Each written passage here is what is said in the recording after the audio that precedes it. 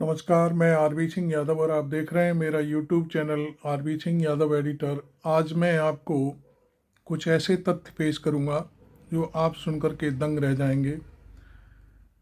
एक तरफ जहां देश गर्दिश में है और कर्जे पर कर्जा बढ़ता चला जा रहा है, अभी जो ताज़ा आंकड़े और सूचनाओं के जो संदेश आ रहे हैं उसमें यह है कि पिछले वर्ष में 1,76,000 करोड़ रुपए देश पर कर्जा था और अब वो बढ़ कर के 1,85,000 करोड़ के आसपास होने वाला है। ये मार्च का जो महीना आ रहा है इसमें इस तरह के संकेत मिल रहे हैं।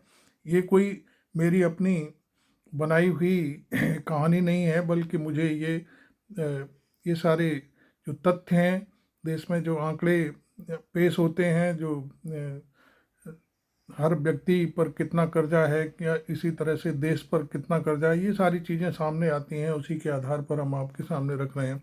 इधर जहां देश कर्जे में डूबा हुआ है, वहीं दूसरी तरफ मैं आपको बता दूं कि देश के हमारे प्रधानमंत्री हैं, पिछले 3 दिन से लगातार गुजरात के दौरे पर हैं और वो वहाँ कोई काम नहीं कर रहे, बल्कि वो कहने को बस ये है कि हाँ वो काम करते हैं 365 दिन, उसी तरह का काम कर रहे हैं। वो जंगल दर जंगल घूम रहे हैं। पहले एक जंगल गए, वहाँ पर उन्होंने अपने शेर देखे, और उसके बाद दूसरा जंगल है जो उनके मित्र हैं अंबानी साहब, उनके बेटे की सफारी है, उसमें वो तमाम जो शेर के बच्चे हैं उनको दूध पिलाते हुए, इस तरह से इन उन पर इतना टाइम है कि देश की जो अर्थव्यवस्था है, जो बिल्कुल जीडीपी है, वो ग्रोथ बिल्कुल नीचे चली जा रही है। उसकी तरफ ध्यान न दे करके वो सिर्फ इस समय इतने मतलब ये कहना चाहिए कि इतने निश्चिंत हैं देश के प्रति कि उन्हें कुछ कोई चिंता ही नहीं है। ये हम कह सकते हैं इस बात को, क्योंकि रोजाना जो शेयर का जो बाजार है वो पूरी तरह से गिरता चला जा रहा है। और मैं समझता हूँ कि सारी दुनिया इससे वाकिफ़ है। बार बार हम कोई फिगर आपके सामने पेश करें वो ठीक नहीं है, क्योंकि आपको सबको मालूम है, आप लोग सब हो सकता है अखबार पढ़ते हों, नहीं भी पढ़ते हों तो वीडियो देखते हों, तमाम चीज़ें सामने आ रही हैं और उन्हीं चीज़ों को हम आपके सामने रख रहे हैं। हम अब पहले ये देख लेते हैं कि इस समय वर्तमान में हमारे प्रधानमंत्री कितने निश्चिंत होकर के सफारी जो हैं गुजरात की, उनका दौरा कर रहे हैं। तो हम देख लेते हैं उनको पहले। गढ़ में जो गिर लॉयन सफारी है उसका लुत्फ उठा रहे हैं, कैमरा लेकर, टोपी लगाकर, ड्रेस पहनकर, शेरों की ये तस्वीरें दीपक ले रहे शर्मा हैं, ने जो जंगल कलेक्शन सफारी किया कर है रहे उसे हैं, हम दिखा जंगल रहे में हैं। मंगल चल रहा है। अब दोस्तों, एक जंगल में लाइन सफारी से मोदी जी का मन नहीं भरा। एक ही सफारी उनके लिए पर्याप्त नहीं थी, वो दूसरे जंगल में पहुंच गए। और आज जो जंगल में पहुंचे, जहां जंगल में मंगल आज हुआ, वो होना ही था, क्योंकि वो जंगल मुकेश भाई के बेटे का है, जहां पर उन्होंने एक रिहैबिलिटेशन पार्क खोल रखा है, जूलॉजिकल पार्क खोल रखा है। और यहां पर मोदी जी ने तो फिर सारे रिकॉर्ड ही तोड़ दिए। वो सिर्फ शेर से, हाथी से नहीं मिले, उन्होंने शेर के बच्चों को दूध पिलाया, कभी गैंडे को दूध पिला रहे हैं, कभी पोज खिंचा रहे हैं, और कैमरामैन की टोली लगातार एक मॉडल की तरह मोदी जी की तस्वीरें ले रही है, इस एंगल से उस एंगल से, कभी शेर के पास तो कभी दाहिने बैठ के तो कभी बाएं बैठ के। और ये क्रम उनका घंटों जारी रहा। फिर बाद में भव्य आयोजन भी हुआ, मुकेश भाई खुद वहां पहुंचे थे, अनंत थे, परिवार के बाकी लोग थे, तो फिर सत्संग भी हुआ। अब दोस्तों, सच्चाई आपके अभी आपने देखा मोदी जी का दौरा, जिसमें हमने एक क्लिपिंग दिखाई। जो जाने माने पत्रकार हैं देश के, दीपक शर्मा, उनके द्वारा जो कलेक्शन किया गया मोदी जी के गुजरात दौरे का। मोदी जी मस्त हैं अपने काम में वहाँ पर, और वो निश्चित तौर पर वो छुट्टी नहीं मनाते, ये भी एक काम है। लोगों के कैमरों के साथ चलना फिरना, कैसे फ़ोटो खिंचाना, ये भी तो एक काम ही होता है, तो वही काम वो कर रहे हैं। लेकिन इससे पहले दीपक भाई ने एक और एनालिसिस किया है, वो मैं आपके सामने रख देता हूँ। उसको देख करके तो फिर आप दंग ही रह जाएंगे। तो चलते हैं, देखिए एक बार फिर। आमदनी और खर्च की करेंगे, आपके बजट की करेंगे, बाजार में बढ़ती महंगाई की करेंगे। तो हिंदुस्तान आज की तारीख में, आज के इस दौर में अपने सबसे बुरे वक्त से गुजर रहा है। और ये बात मैं ज़बानी नहीं कह रहा हूं, ये बात मैं फैक्ट के आधार पर कह रहा हूं, तथ्यों के आधार पर कह रहा हूं। वो तथ्य, वो सत्य जो गोदी मीडिया रोज आपसे टीवी पर छुपा ले जाती है। और सच्चाई ये है जिसे जानकर आप हैरान हो जाएंगे कि हिंदुस्तान पर, भारत पर कर्जा बढ़ता चला जा रहा है। रिकॉर्ड कर्जा है हमारे कंधों पर, आपके कंधों पर। जून 2024 में ये जो कर्जा था, डेट था, जिसे अंग्रेजी में डेट कहते हैं, 176 लाख करोड़ रुपए था। और इस मार्च 31 को ये बढ़कर, जो प्रोजेक्शन है, 176 से 181 लाख करोड़ होने जा रहा है। ये एक ऐसी रकम है जो मैं सच कह रहा हूं, लिख नहीं पाऊंगा न्यूमेरिकल्स में। उसकी कीमत की बात करूं डॉलर के मुकाबले, तो ये जो कीमत है $1 के मुकाबले 87 रुपए 23 पैसे हो गई है। और जो प्रोजेक्शंस इंटरनेशनल एजेंसीज के 6-7 महीने बाद एक डॉलर की कीमत 100 रुपए से ज्यादा हो सकती है। 95 to 100, 95 रुपए से 100 रुपए तक सिर्फ $1। और अगर ऐसी स्थिति होती है जिसकी आशंका है, तो इस देश में, जिम्मेदारी के साथ कह रहा हूं, बहुत से लोग, एक बहुत बड़ी संख्या में लोग डबल रोटी तक नहीं खरीद पाएंगे। तो आपने देखा ये जो एनालिसिस था दीपक शर्मा का, और वो कोई ऐसा नहीं कि वो हवा में बात कर रहे हैं। उन्होंने पूरी खोजबीन के साथ ये सारी चीज़ें आपके सामने रखी हैं। डॉलर की कीमत तो आपको आज भी मालूम है, क्योंकि आप निश्चित तौर पर आप सक्रिय भी रहते हो, तो आपको पता ही होगा कि डॉलर 87 रुपये की कॉस्ट हो गई है। और ये बहुत सारी और भी चीज़ें हैं तमाम, जिनके बारे में उन्होंने बहुत सारा ब्रीफ किया है। वो चीज़ हम आपके सामने लाना चाह रहे थे जो आपने देखा। अब हम आपके सामने कुछ और बातें रखने जा रहे हैं। देखिए, इसी मामले में हम अब कुछ बातें रवीश कुमार जी के साथ करते हैं। रवीश कुमार ने भी बहुत गजब की कुछ बातें देश के सामने रखी हैं, वो भी आप तक पहुंचाना हमारा काम है, क्योंकि तमाम लोग हैं ऐसे हैं जो पूरे वीडियो नहीं देख पाते। रवीश कुमार का एनालिसिस तो देखने के लायक है, और उन्होंने तमाम कंपनियों के बारे में जिनके शेयर गिर चुके हैं वो चीज़ वो बताने जा रहे हैं। देखिए, भारत के शहर, ईमानदारी से बताइएगा, क्या आपको अपने शहर का हाल देखकर लगता है कि भारत की अर्थव्यवस्था चमक रही है? आप किसी भी रेलगाड़ी में बैठकर रास्ते में पड़ने वाले मकानों का हाल देखिए। आधे अधूरे बने हैं, बनते बनते कहीं बीच में रुक गए हैं, किसी तरह जोड़ जाड़ कर बनाए गए हैं। ज्यादातर मकानों की रंगाई तक नहीं हुई, किसी तरह मकान बने हैं, बेरंग खड़े हैं। पेंट कंपनियों का बाजार कितना बड़ा होता अगर लोगों के पास पैसा होता। हर घर वाला चाहता होगा उसका घर बाहर से रंगा जाए, लेकिन पैसा ही नहीं। किसी तरह मकान खड़ा कर मकान को भूल चुका है। पिछले 6 महीने में पेंट कंपनियों के शेयर 30% से भी ज्यादा गिरे हैं। एशियन पेंट्स भरोसेमंद कंपनी मानी जाती थी, उसके शेयर भी 30% गिरे। 12 सितंबर को एशियन पेंट्स का एक शेयर 3400 रुपए के करीब था, 4 मार्च को 2140 पर आ गया। इंडिगो पेंट्स के शेयरों के दाम में भी 35% की गिरावट है। नेरोलैक पेंट्स के दाम में भी 25% की गिरावट है। यही हाल सीमेंट कंपनियों के शेयरों का भी है। बाजार सामने दिख रहा है, लेकिन बाजार में पैसा नहीं, इसलिए इन कंपनियों का माल नहीं बिक रहा। अगर लोगों के पास पैसे होते तो दुनिया को टमटम समझकर हाँकने वाले ट्रंप के बाद भी इनके बाजारों पर असर नहीं पड़ता। मकानों का यह सैलाब बता रहा है कि भारत एक रेंगती हुई, सरकती हुई अर्थव्यवस्था है, तेज गति से बढ़ती हुई अर्थव्यवस्था नहीं है। घर भारतीयों का सपना होता है, या उन सपनों का हाल जो आप देख रहे हैं। इन्हें देखकर किसी को भी यकीन होगा कि वाकई लोगों के पास खरीदने के लिए अतिरिक्त पैसे नहीं। ऐसे खड़े मकानों को देखकर कौन विश्वास करेगा कि इस देश में 10 साल में समृद्धि आ गई है? जब लोगों के पास पैसे नहीं होंगे तो उनके घर, मकान, दुकान सब इसी हाल में नजर आएंगे। अगर आपको मेरी बात नहीं जमी तो मैं सरकार के ही एक चर्चित चेहरे का लेख आपके सामने रखना चाहता हूं। 4 मार्च के इंडियन एक्सप्रेस में यह लेख छपा है। इसकी हेडलाइन है कि भारत के शहरों को प्लानिंग की जरूरत है। 2025 में यह हेडलाइन कह रही है। कहने वाले कौन है? नीति आयोग के पूर्व डिप्टी चेयरमैन, G20 में भारत सरकार ने जिन्हें शेरपा बनाया था, अमिताभ कांत। सरकार की योजनाओं की प्रमुख आवाज माने जाते हैं। खूब इंटरव्यू मिल जाएगा। मोदी सरकार ने ये कर दिया, वो करने वाले। और 10 साल बाद ये लिख रहे हैं कि भारत के शहरों को योजना की जरूरत है। अमिताभ कांत ने ट्वीट किया है कि भारत के शहर अब एकदम दरकने के मुहाने पर पहुंच गए हैं, टिपिंग पॉइंट पर हैं। आबादी बहुत ज्यादा है, प्रदूषण बहुत है, स्वास्थ्य व्यवस्था बहुत खराब है। इसे पढ़कर आपको लगेगा कि आप 2025 में नहीं, 2013 में हैं, जब हर चीज को 70 साल में सबसे बदतर बताया जा रहा था। हर खराब चीज को ठीक करने के लिए लंबी दूरी वाले लेंस से देश को देख लेने वाले इस नेता का नाम पुकारा जाता था।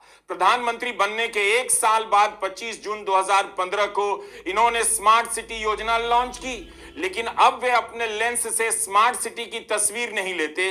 अच्छा होता प्रधानमंत्री मोदी अपने बनाए किसी स्मार्ट सिटी की सफारी पर निकल जाते। अमिताभ कांत का यह लिखना कि भारत के शहरों को प्लानिंग की जरूरत है, मुझे हैरान कर गया। क्या उन्हें अपना पुराना इंटरव्यू याद नहीं रहता? 2017 के सितंबर महीने में फोर्ड इंडिया के सिटी ऑफ टुमारो सिंपोजियम में अमिताभ कांत कहते हैं कि स्मार्ट सिटी तकनीकी रूप से रचनात्मक होगी, लेकिन सांस्कृतिक रूप से भी रचनात्मक होगी। स्मार्ट सिटी का मतलब केवल ठोस बुनियादी ढांचा नहीं, बल्कि स्मार्ट लोगों से भी होगा। कैसी कैसी बातें बना रहे हैं ये लोग, बताइए। स्मार्ट लोग, स्मार्ट सिटी, सांस्कृतिक तकनीकी रूप से रचनात्मक स्मार्ट सिटी। आम भारतीय तो सपना देखते देखते ही 10 साल के लिए सो गया। अब वही स्मार्ट अमिताभ कांत लिख रहे हैं, भारत के शहरों को प्लानिंग की जरूरत है। तो स्मार्ट सिटी थी किस लिए? उसमें प्लानिंग नहीं थी। उसका क्या हुआ? 10 साल बाद तो आपको यह लिखना चाहिए था कि स्मार्ट सिटी तैयार है, हमने ये करके दिखा दिया। लेकिन 10 साल बाद लिखा जा रहा है कि भारत के शहरों को प्लानिंग की जरूरत है।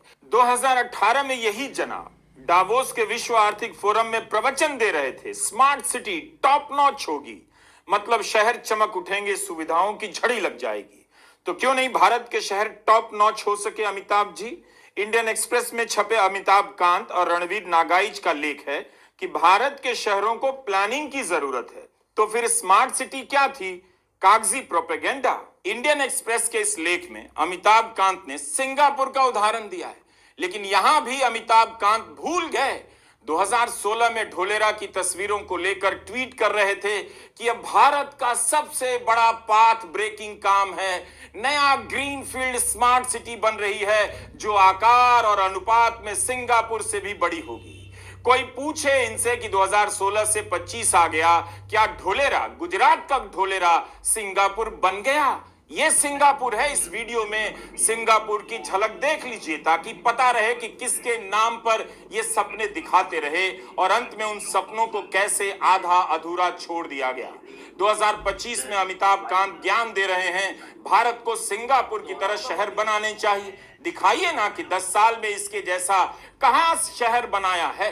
100 स्मार्ट सिटी में 1 किलोमीटर का इलाका भी तो होगा जिसे दिखाकर लिख सकते हैं कि स्मार्ट सिटी सिंगापुर के जैसे बन रही है। इस लेख में ना सही अगले लेख में लिख दीजिए। कब तक सिंगापुर और शंघाई का नाम लेकर भारत के शहरियों को झांसा दिया जाता रहेगा? उम्मीद है आप हिंदी के दर्शक समझ पाए होंगे। जो अफसर 2016 में ढोलेरा को सिंगापुर बनाने की बात कर रहे थे, वही रिटायर होने के बाद 2025 में भारत को ज्ञान दे रहे हैं कि सिंगापुर बनाना चाहिए। सिंगापुर में सस्ते मकान है, हरियाली है और अच्छा प्रशासन है, उससे सीखना चाहिए, यह सब बता रहे हैं। सोचिए हमारे अलावा और किसे फुर्सत है अमिताभ कांत के लेख को बारीकी से पढ़ने और पकड़ने की? आपको सिंगापुर का सपना दिखा रहे हैं, पहले भी दिखा रहे थे, और जब भारत के शहरों पर लिखते हैं तो स्मार्ट सिटी का जिक्र तक नहीं, उन 100 स्मार्ट सिटी का जिक्र नहीं जिनके जरिए भारत को विश्व गुरु बनाया जा रहा था और ख्वाब दिखाया जा रहा है सिंगापुर की इन वादियों और सड़कों का। 2016 में अमिताभ कांत जिस ढोलेरा की बात कर रहे थे, प्रधानमंत्री मोदी तो उनसे बहुत पहले मुख्यमंत्री रहते हुए करने लगे थे।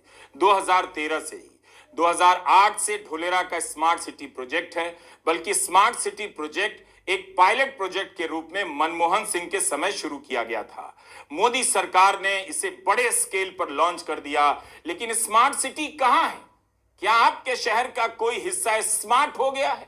गुजरात के ढोलेरा को लेकर अक्टूबर 2013 में मुख्यमंत्री नरेंद्र मोदी ने जो सपना दिखाया, वो 2025 में किधर है?